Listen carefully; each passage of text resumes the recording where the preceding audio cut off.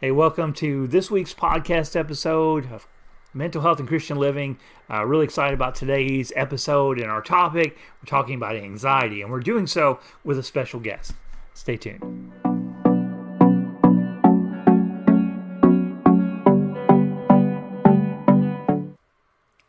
Welcome to today's show. I have a very special guest with me talking about and helping us talk about anxiety. That special guest is my wife, Tiffany.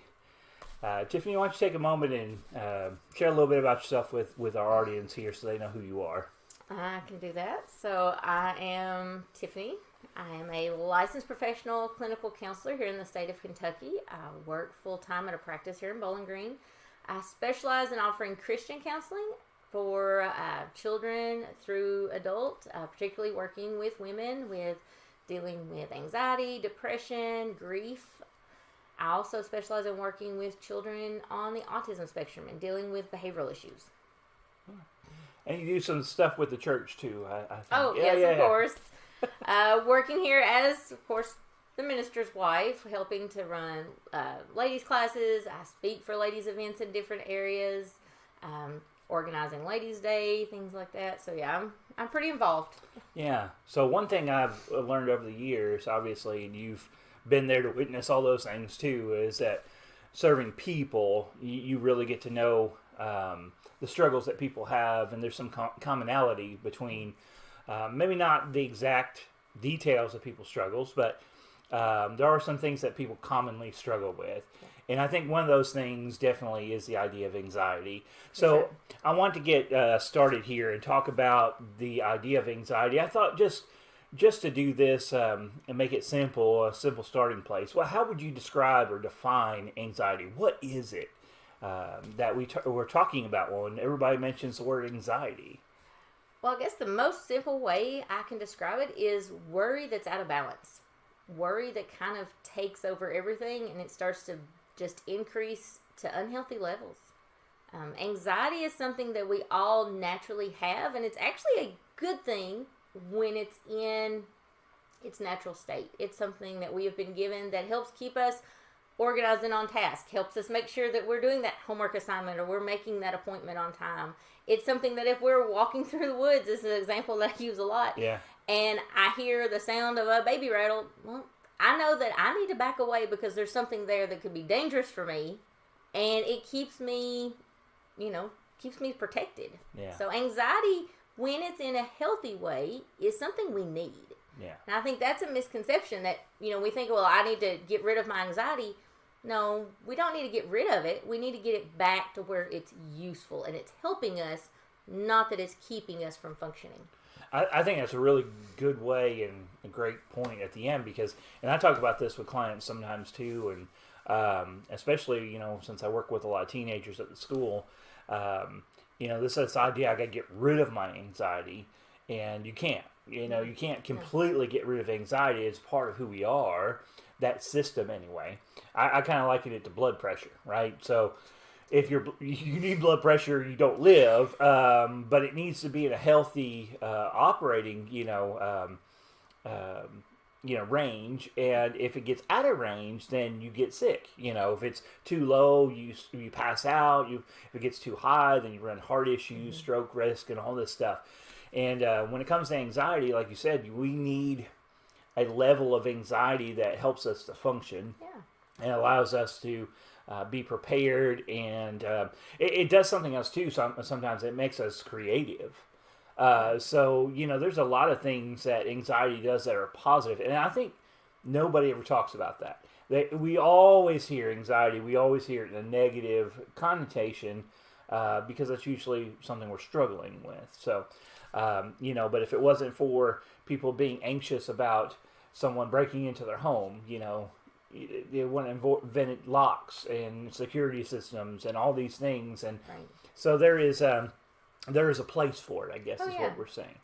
So let's we're going to go clinical a little bit here for a few minutes. And let's talk about someone comes into your office and they're dealing with anxiety. And they say, Tiffany, I'm struggling with anxiety so much that I really feel like I can't function.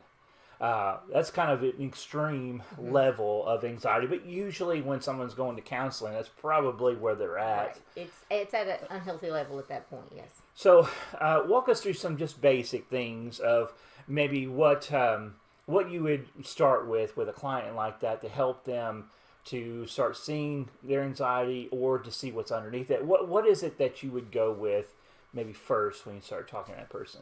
One of the first things that I tend to do is to examine what their thinking patterns are. Well, when you start feeling anxious, what's going through your mind? And what I've found often is there's some what we call negative thinking traps. Okay. Some things that people get caught up in that are causing their anxiety to grow and grow, particularly like catastrophic thinking. The worst case scenario, this, horrible event that they've portrayed in their mind that they can't get away from. That fear then causes that anxiety to grow. Or it's what if thinking. What if thinking can be never ending because there's always that next, well, what if this happens? What if that happens? Right. And we find ourselves so far ahead in the future that we can't plan and deal with what's happening right in front of us. And that's what it is figuring out what those underlying thought patterns are, because if we can start addressing those, we can help the anxiety to come back down, and we can help the person figure out, well, what can I do in the here and now? Yeah. I can't plan for that completely yet, but what can I do now to calm my body, calm my mind, and make a choice that's not based on anxiety and fear, but based on I can handle this part. Sure. That's really good. So as you're saying those things, I'm thinking, from a Christian point of view, and we lay that beside that kind of clinical motif, if you want, a model that we would all in some way employ. Yes. You might do it a little bit different than me a little different than you, but you said that a lot of times we worry about the what ifs, and we get way out ahead of ourselves. And I can't help but think of Matthew 6. Yeah, that's where I go to as well. Jesus is talking, and that chapter is a little bit, or that section is a little bit misunderstood because he says, don't worry, and he says, consider the birds of the air, how they gather. They neither plant nor sow nor gather into barns, but the Lord takes care of them. Aren't you more worry of, aren't you of more value than they? Thank you. And then the lily of the field, how it is one day it's cut down, it's cast into the fire, baked, whatever. Aren't you of more value than they? And, how well clothed and so forth it is. And so he says, don't worry about what you shall eat or what you shall wear and so forth. The Lord takes care of us. But below that is the actual main idea. I think he said, sufficient for the day is its own trouble. And I think that's really what Jesus is talking about there, that, concerned so much about tomorrow, you're not in today. Yeah. And creates this worry that you have no control over. And, it hits the nail on the head, if you would. I don't think he was saying don't worry about anything at any time in any way, which sometimes people misunderstand and it challenges their faith. But he's saying take care of now and let God take care of tomorrow. That's really kind of the picture I see there. Because even in that, and he's saying, do not worry about tomorrow. Sufficient for the day is its own trouble. He said it's not going to necessarily go away, but let's deal with what's right in front of us. Let's see what we can have control on today, and then tomorrow we'll deal with tomorrow. So a lot of times, then in the counseling office, even if we don't, maybe you deal with Christians, but you don't always deal with Christians, but we can still use that principle. And we're still going to look at that principle and say the same thing, even if we're not able to attach it to Jesus as it belongs, and we really want to do that. Certainly want to do that. The other one that came to my mind is you're trying to encourage their thinking patterns and changing the thoughts that are creating that cycle.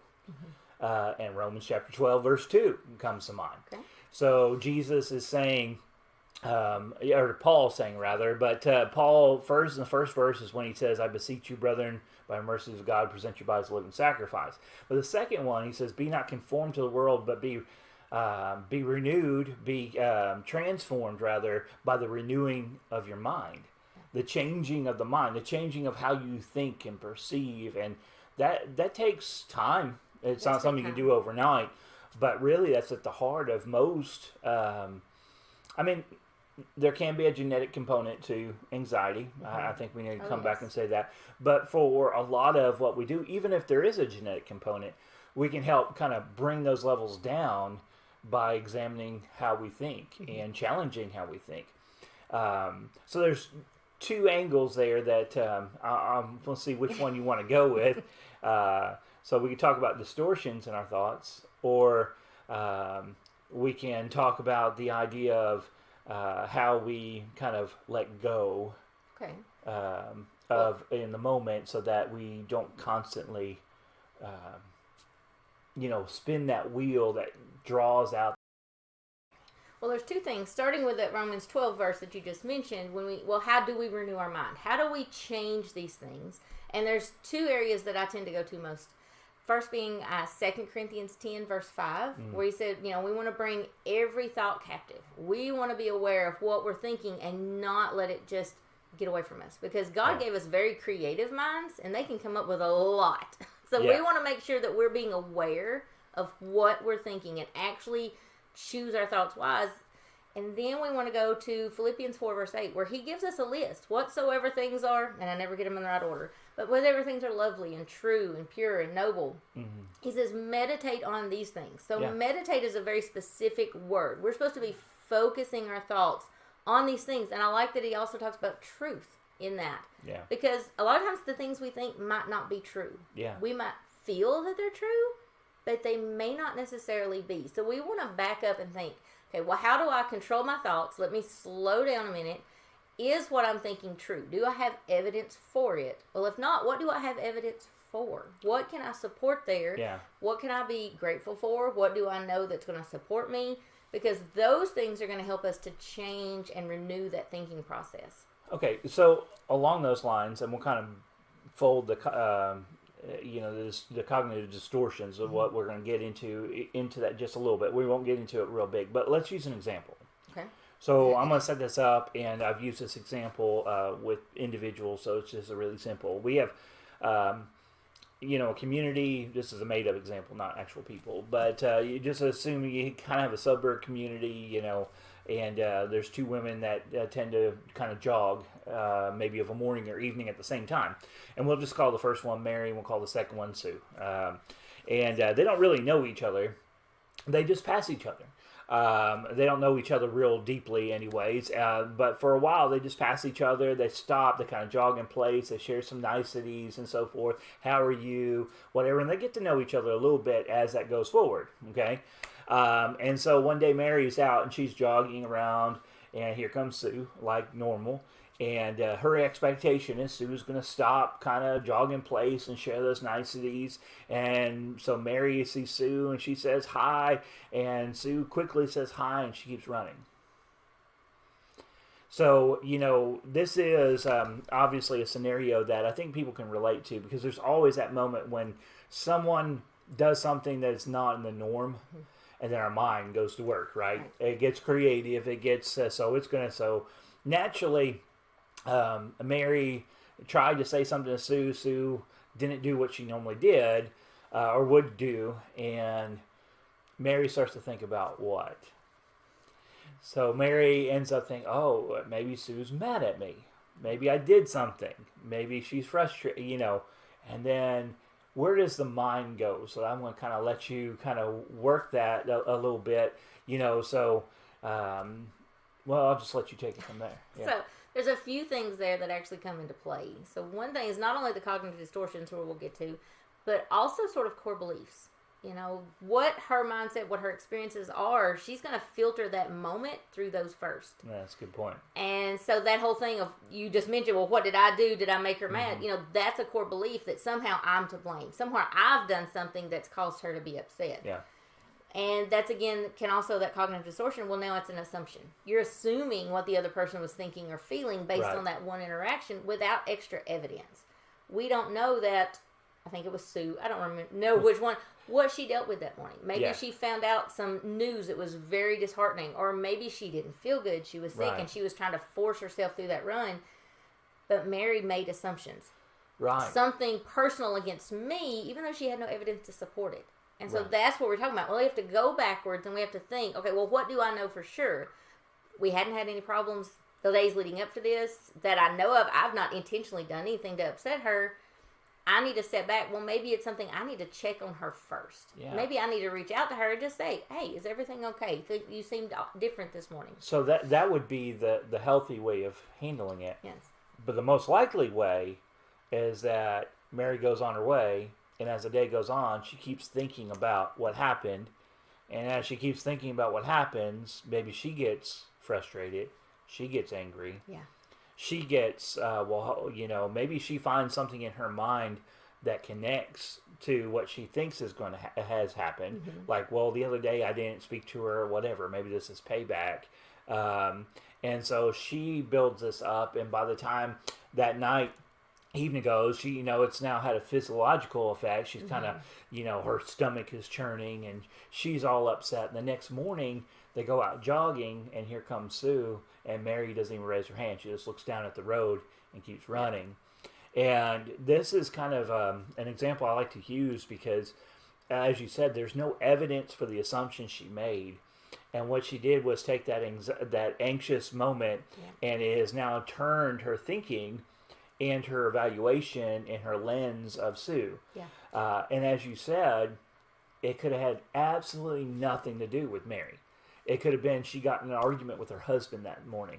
Yeah. Maybe one of her teenage kids is having some real significant problems, or a child having problems, or maybe she got bad news about her mom, or it could have been a number of things. But that kind of illustrates the idea of how powerful the mind is in projecting and creating these scenarios. So I do want to, we only have so much time on a podcast episode, but I do want to just kind of piggyback on that for a little bit and say, okay, you identified what should have happened and what you could go back and reconstruct and help someone to see. But I don't think that's people's natural place. So maybe we can talk about two things. I'll let you kind of lead our thoughts here. But the one is, what can we do when we are anxious to help us to calm down? And two, how can we be more mindful of our thoughts, as we've just pointed out? What's something that maybe someone could do to, get more in the habit of being mindful of their thoughts? So you can take either one. So there's a couple that I go to just naturally. One of them's pretty simple. When we're wanting to just take that pause and be able to start fresh, get our bodies calmed down, is just what I call 5, 4, 3, 2, 1. Looking around the room, what are 5 things you can see? And pay attention to detail. To actually look at them, describe them to yourself, textures, anything you notice. What are 4 things you can feel? Wherever you're sitting, even if you're driving, how does the steering wheel feel in your hand, or how does the air feel on your face? And the main point is to identify, not just to glance. Yeah, not just to glance, but to actually intentionally look for these things. And then it really doesn't matter what order you go in. It can be anything, but it's to connect with your senses. So that also connects to different areas of your brain. Right. Our brains were created very, very well that they can think about something intently, but they can typically only think about one thing at a time. So if we can give our brains a pause from whatever was causing the anxiety, then we can lower our breathing rate, we can lower our heart rate, and then we're not acting out of that feeling of anxiousness, but we're able to actually step back and say, oh, what do I know? What is actually happening? Sure. And make decisions based on that rather than on those feelings, which can be misleading. Yeah. So that's a big one. Another one is just a simple, 3, 3, and 3. You can just break it down. What are 3 things that I can see, 3 things I can feel, and then move 3 body parts. Stand up, stretch, move your arms, whatever it is. Something, but be intentional about each of those things. Yeah. And it's not going to take away anything that's happening. It's not going to remove the anxiety-causing stimulus from your situation. What it's going to do is give your mind a break so that you can feel like you're in control of yourself. And then you can move from there and figure out, what do I need to do next? Yeah, I mean, that's one, we call them grounding techniques sometimes too, or coping techniques. And it's something you can get in the habit of. One that I always suggest is a breathing technique. If you can control your breathing, you can control your heartbeat. And that's a big thing. It's not just your mind, it's your physiology. And what I try to, I use it to at least demonstrate. And you can do a simple breathing thing if you're sitting. It works best if you're sitting because you don't want to fall over. But if you have the opportunity, you can close your eyes so you have no new stimulus coming in. And then you take a slow, deep breath in through your nose. And you hold it a second, about a 3 count in, hold it a second, and then 4 to 5 out, really slow, breathing out. But the key when you do that is to focus in the feeling of the air coming into your body, your chest expanding as you're taking the breath and decompressing as you're letting it go. And two things, like you said, it breaks that cycle, but also breaks the cycle in your body. Right. So, I've tried to express to people, your body will quickly remember or remind you you're stressed about something. So giving that break by changing your mind and changing your focus, which either of these practices would allows you just that moment, but also breaks that feed of adrenaline, cortisol, and all that into the body, which, is only going to keep enhancing what you're feeling.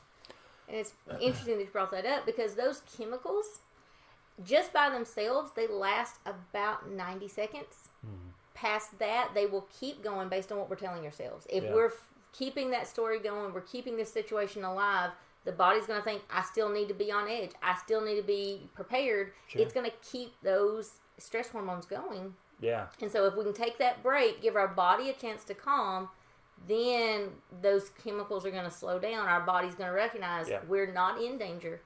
We can do this. Yeah. So remember that anxiety is a reaction to a perceived threat. Your body is thinking you're in danger. So that same, you mentioned the baby rattle. Well, if you didn't catch that, she was implying a rattlesnake in the woods. And your body sends out these hormones basically to create this ability to react and respond. Mm-hmm. Well, I use this illustration many times also with my teenagers who are just starting to drive. You pull up to a stop sign and you look both ways like you're supposed to, and you start to go because there's nothing there, and in the corner of your eye you see a vehicle speeding at the intersection, and your natural reaction is to hit the brake, right? Because your body is telling you need to defend yourself. And of course with that goes that scare, that fear, whatever. And then as that car either speeds through, maybe you're upset and frustrated. How could that person do that? Hopefully it doesn't go past that, but you're frustrated with them. But then you have that relief because it's over. Yeah. What anxiety is kind of like when we're talking about this out of sync, out of calibration, whatever we're going to say, of anxiety in our life. And so you pull up that stop sign, you start to go, you feel like there's a car coming, you hit your brake and get scared, whatever, and there's nothing there. Right. But since there's nothing there, there's no release of that because the danger didn't move, and it just sits there. And then the mind goes, well, what if? What if when I start to go again, there is a car? Yeah. And that's kind of what we're trying to break the cycle of when we're talking about these things. I want to talk about one last thing. We've talked a little bit about a variety of things, and hopefully you'll agree to come back and be on the show and we'll talk about some things specific. I think it might even be interesting to do like a, kind of a mock counsel session talking about some things maybe at some point. But anyway, sleep.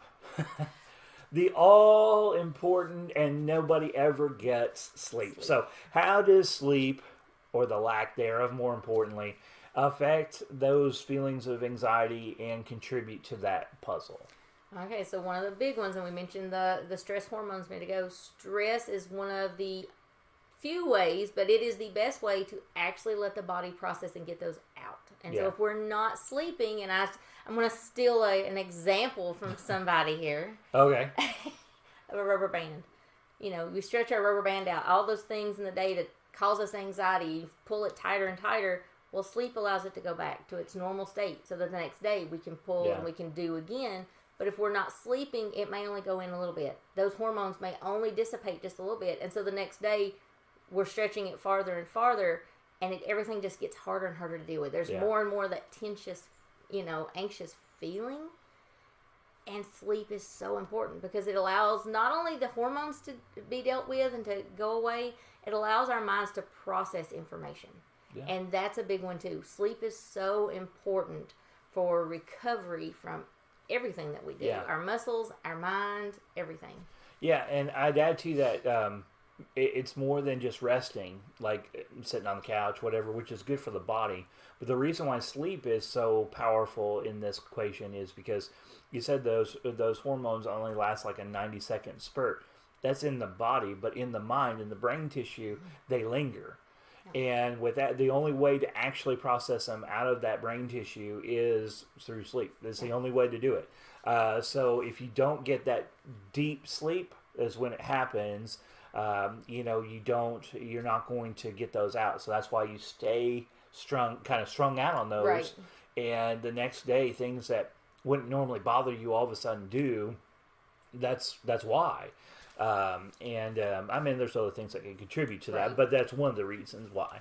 So, just kind of recap a couple things that we've talked about. Anxiety itself is just part of our life. Right. And in normal states, it's helpful. It keeps us from getting too close to the edge of that cliff, or it keeps us from walking out in front of traffic. It keeps us safe. We need anxiety at a certain level. Yeah.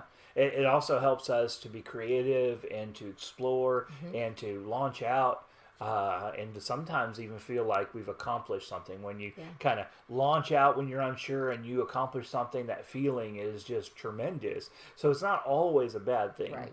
But when we talk about anxiety, we're usually talking about it's causing us problems. And one of the key factors I think we've talked about is how we think and perceive things. I would say this, and I want to make sure we do put this. There is a genetic association sometimes with different pieces of emotional, mental healthiness and so forth. And anxiety is one that they have connected to some genetics, or at least we think is connected to genetics. It's really hard to separate sometimes what we know for certain about genetics versus environment. So if you were raised in a family where a parent or parents dealt with a lot of anxiety, you might likely also deal with anxiety. Is that nature or nurture? Right. So it's not, I do want to say this, it is not always a simple mathematical equation that if I'm dealing with anxiety, that means, I don't trust God enough. I think Christians often do that, make that equation. That if I'm dealing with anxiousness and so forth, it's somehow always a demonstration or lack of my faith. There could be in a scenario, but usually there's much more going on than the simple equation to faith or lack thereof faith. Yeah. I do believe that faith gives us a component to battle things like this, because in that breathing, like there, in that 5, 4, 3, 2, 1 or 3, 3, 3 way of doing a coping skill, you can actually incorporate that in. So we can take Philippians 4:8, and as you're doing that breathing, instead of clearing our mind or focusing on that, we start the first cycle focusing on the breath, and then as we get in the habit of doing it, we start focusing on those good things. And we start integrating those things into how we approach our anxiety. It can be a really powerful thing. Even just from a personal example, when I'm feeling anxious, when there's a lot going on, being able to stop and breathe and meditate on Scripture. My favorite one is Psalm 46:10. Be still and know that I am God. Sure. It's just reminding myself that I may not have the answers right then. I may not feel like there's a lot I can do to control the situation, but God's there. Yeah. God's always present. For me to be still and just remember He's not left me. Yeah. And that's, of course, the power of the hope that we have as Christians, which makes us so much, it just makes it so much deeper than what we could offer just from a secular, worldly view of how to deal with anxiety. All right, well, I appreciate you joining me for the show. I always want to give an opportunity for guests to kind of plug some things. And I know, I just happen to know inside information. That maybe you've wrote a book, maybe you're working on a book. Do you want to say anything about that to the audience in case they want to check it out? I do currently have a book out on Amazon, ABCs of a Strong Spiritual Life. It's the first half And then the second half is hopefully be out the end of this year. Well, there you go. So if you want to look at a good study book check it out. I know some ladies groups have used that as a study. It's good for both individual or group study. It's 13 lessons. There's worksheets in it. There is daily journal prompts that's in it. There's deeper study topics. Yeah. So it's got a lot. It's got the worksheets are already included in the workbook. So. Well, I want to thank you again for joining me for this. I know it was kind of a little different, sitting across from me and everything, but I think we shared some good information. You shared some really good information for them, and appreciate you coming on. And yes, I want to encourage our audience, please help us out, support us, share this podcast, subscribe. Subscribe is really big. We're trying to get those numbers up so we can hit the verification marks and so forth on YouTube. We're also on Spotify podcasts, so you can check us out there. But hope that you'll be looking forward to tuning into the next episode next